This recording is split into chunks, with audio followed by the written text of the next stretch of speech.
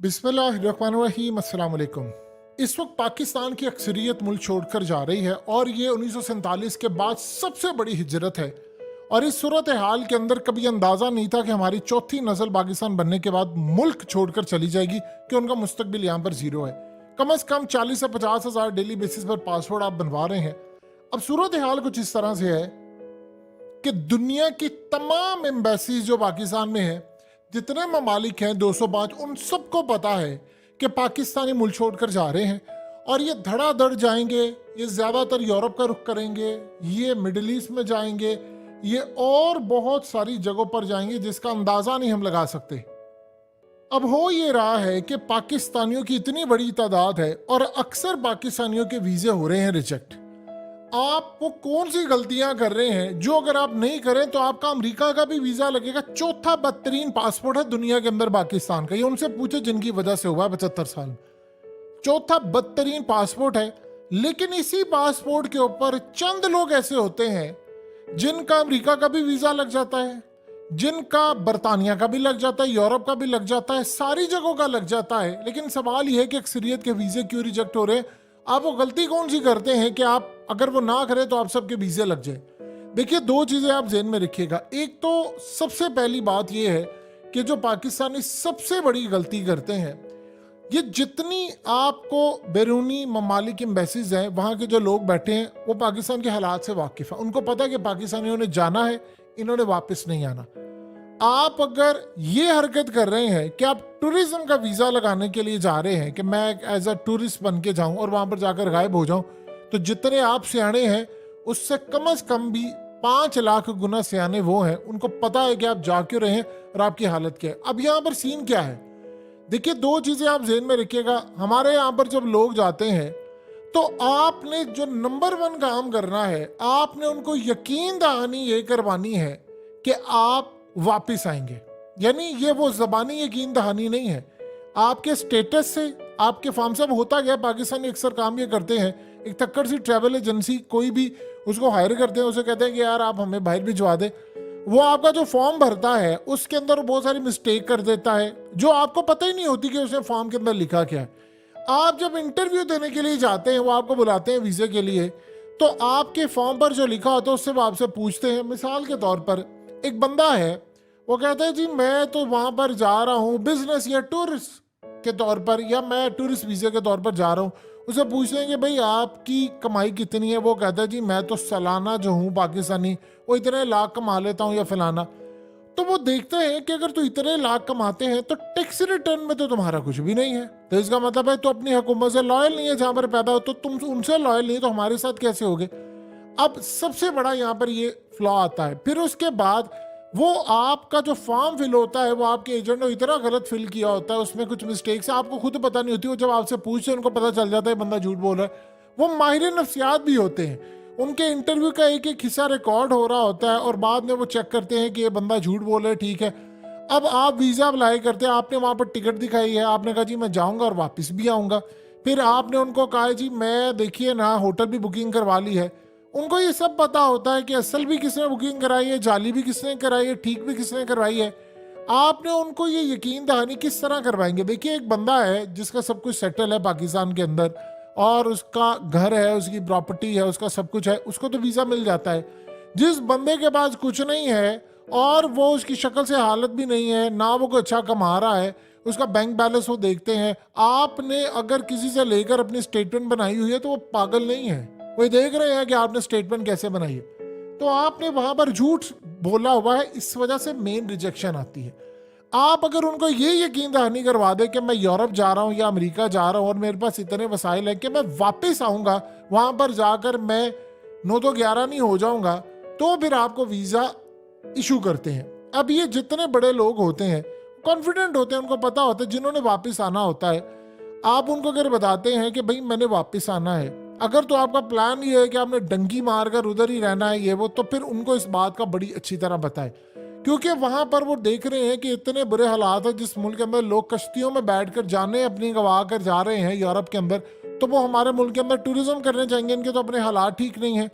Number 2, आपने सूरत हाल जो है वो इस पर आपने उनको मुतमईन करना है कि भाई मेरी इतनी कैपेसिटी है, मैं मुल्क छोड़कर नहीं जा रहा, मैंने वापस आना है। और अगर आप वाकई टूरिज्म के लिए जा रहे हैं तो आपके पास बहुत सारी चीज़ें होंगी, आपका फाइनेंशियल स्टेटस होगा, आपके डॉक्यूमेंट्स बात करेंगे, आपकी ट्रांजैक्शन बात करेगी, ये सारी चीज़ें वो देखते हैं। और उनको ये भी पता है कि पाकिस्तानी टैक्स नहीं देते, यानी जो FBR और इस तरह के बाकी इन पर इंटरनेट जो टैक्स होता है वो इतनी भरमार होती है कि ज़मीन के अंदर चले गए। तो आपने अगर उनको ये यकीन दहानी करवा दी कि मैं वापिस आऊँगा, इस बात की अश्योरिटी किसी भी तरह से आप उनको मुतमईन करेंगे, चाहे आप अपनी प्रॉपर्टी दिखाकर करें, चाहे आप अपना बैंक बैलेंस दिखाकर करें, या आप अपने कुछ भी मामला करके करें। कुछ लोग ऐसे होते हैं वो अपनी फाइनेंशियल सिचुएशन बताते हैं कि हम ये करने जा रहे हैं, हम वहाँ पर ये देखेंगे, ये हमारा प्लान, तो फिर आपको जारी करते हैं। अब इस सूरत हाल के अंदर आपको अगर लेट से उन्होंने कहा कि आपने वाइट बैकग्राउंड रखनी है तस्वीर की, तो आपने नीली रखी है, तो वो तो रिजेक्शन, वो कहते हैं कि इस काबिल ही नहीं है। उनको असल में ज़रूरत है बंदूक की, लेकिन स्किल। अब यूरोप के अंदर आप इजीली कैसे जाते हैं, या अमेरिका या किसी जगह, लेट से यूरोप की बात करते हैं। देखिए अब यूरोप के अंदर ये मामला है कि लोग काम ये कुछ इस तरह से करते हैं कि देखिए वहाँ पर लेट से एक बंदा है वो फ्रांस जाना चाहता है, और आपने फैसला किया है कि आपने फ्रांस जाना है, तो आप फ्रांसीसी सीखिए, आपने वहाँ पर रहना है, या इवन कि आपने वहाँ पर नौकरी के लिए जाना है या कुछ करने के लिए जाना है। तो उनको पता है कि यार असल में इस बंदे ने वहाँ पर जाना, आपके ठीक है जी मुझे फ्रांसीसी आती है, मैंने तो फ्रांस जाना है, मुझे जर्मन आती है, डच आती है, फलान, तो आप वो सीख के स्किल के साथ जाएं, फिर उसके बाद आपको नौकरी भी वो देंगे, उनको स्किल लेबर की ज़रूरत है, वो आपको सारा कुछ देंगे। अब इस सारी सूरत हाल के अंदर आम पाकिस्तानी जो फॉर्म भरते हैं उसमें मिस्टेक छोड़ के जाते हैं, आप उनको यकीन दहानी नहीं करवाती। अब बहुत सारे लोग जब दुबई से वीज़ा अप्लाई करते हैं तो आप ये देखें कि मिसाल के तौर पर जो पाकिस्तानी दुबई रहते हैं, सऊदी अरब रहते हैं, या दीगर जगहों पर रहते हैं, मलेशिया, वो जब US या यूरोप का वीज़ा अप्लाई करते हैं तो वो देखते हैं इनके बच्चे वहाँ पर स्कूल जा रहे हैं, तो देखते हैं हाँ जी इनके बच्चे स्कूल जा रहे हैं, तो उनको पता है कि यार इसने भागना नहीं है। या फिर वो देखते हैं आपका स्टेटस क्या है, आपका सब कुछ क्या है। ईरान इतना बदतरीन पासपोर्ट है, लेकिन ईरान के पासपोर्ट पर लोग कनाडा, US, यूरोप हर जगह जाते हैं। आप उनको अगर ये मुतमईन कर देते हैं कि मैं वहाँ पर जाकर भागूंगा नहीं, या मैं वहाँ पर जाकर, मिसाल के तौर पर देखिए आप लोग अगर चले गए हैं टूरिस्ट बनकर और वहाँ पर जाकर आपको कोई नौकरी मिल जाती है, तो ये तो बड़ी ज़बरदस्त बात है, आपकी एफर्ट है, आपको वो रख लेते हैं, तो एक लीगल तरीका है कि आप वहाँ पर रहें, फिर आपके डॉक्यूमेंट्स बन जाते हैं तो आप वहाँ पर रहते हैं। ये एक सूरत हाल है। लेकिन हमारे यहाँ पर झोल ये होता है कि हम लोग ये समझते हैं अच्छा जी मैं अपनी स्टेटमेंट बना लवांगा तो मैं जी अन्य पैसे भी छुपा लांगा। शक्ल आपकी हालत ये होती है कि आपको पता ही नहीं होता आपने वहाँ पर जाकर करना क्या। यानी इतनी बुरी हमारी हालत होती है, इतनी बुरी हालत होती है कि हम लोग अगर गांव से आकर शहर में कमरा लेने की हैसियत नहीं रखते तो हम वहाँ पर जाकर उनको कहते हैं जी हम जी टूरिस्ट बन के जा रहे हैं, हम वापस आएंगे। आप अगर अपना बैलेंस, अपनी चीज़ें मेंटेन रखें तो आप उनको क्लियरली बताएं कि देखिए मिसाल के तौर पर एक बंदा है, उसके नाम पर कोई प्रॉपर्टी है, गाड़ी है, चीज़ें हैं, उसको पता है कि यार इसके नाम पर प्रॉपर्टी है, इसे वापस आना ही आना है, अच्छा ये इधर जा रहा है, इसका फाइनेंशियल स्टेटस ये। कुछ लोगों का वीज़ा रिजेक्ट होता है। अब वो वीज़ा जब आपका रिजेक्ट हुआ पड़ा है तो जब दूसरा मुल्क आपको वीज़ा के लिए देखता है तो आपका पासपोर्ट चेक करता है, उसको पता ही चल जाता है कि यार नहीं इसकी तो रिजेक्शन हुई पड़ी है, तो कोई तो इसने 2 नंबरी की है। तो वो अगर आपके एजेंट ने आपने कोई गलती की है तो कोशिश करें दोबारा वीज़ा अप्लाई करके अपनी उस गलती को सुधारें और ठीक करें। कुछ लोग काम ये करते हैं कि मिसाल के तौर पर एक बंदा है, उसने कहा जी मेरी अभी शादी नहीं हुई और अगली दफ़ा उसने अप्लाई कर दी थी मेरी शादी है, तो उसने पूछा कि अच्छा आपके बच्चे थी, मेरे 3 बच्चे। उसने कहा जी साल पहले तो इसका कोई बच्चा नहीं था, अब इसके बच्चे हो गए। तो आपकी एक एक चीज़ को वो मेंटेन कर रहे होते हैं, वो देख रहे होते हैं, उनके माहिर नफ्सियात। आप सच बात करें कि आप किस मकसद के लिए जा रहे हैं, आपका प्लान क्या है। अक्सर औकात ऐसा होता है कि आप जो बिल्कुल सच उनको बताते हैं तो उनको लेबर चाहिए होती है। आपके पास डॉक्यूमेंट होने चाहिए कि देखो यार मैं शेफ हूँ, मेरे पास ये है। जाली आप लोग सर्टिफिकेट बनाने की बजाय अच्छी तरह सर्टिफिकेट बनवाएं, चीज़ें करें। मिसाल के तौर पर एक शेफ बंदा है तो वो सारा कुछ करेगा, वो उसको बताएगा मैं ये कर सकता हूँ।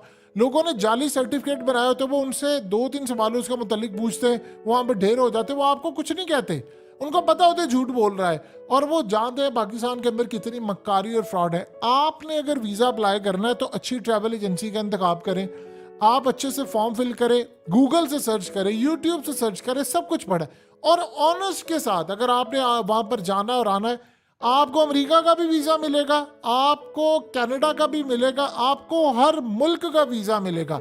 ये आप भूल जाएं कि आपको फलाना नहीं वीज़ा मिलेगा, आपको ढमकाना वीज़ा नहीं मिलेगा। आपको हर मुल्क का वीज़ा मिलेगा और फिर आपको अंदाज़ा होगा कि आप किस लेवल पर जा सकते हैं, कैसे आ सकते हैं, क्या सूरत हाल है। तो लिहाजा इस सारी सूरत हाल में आपका इसी पासपोर्ट पर अमेरिका का भी वीज़ा लगेगा, कनाडा का भी लगेगा और यूरोप का भी लगेगा।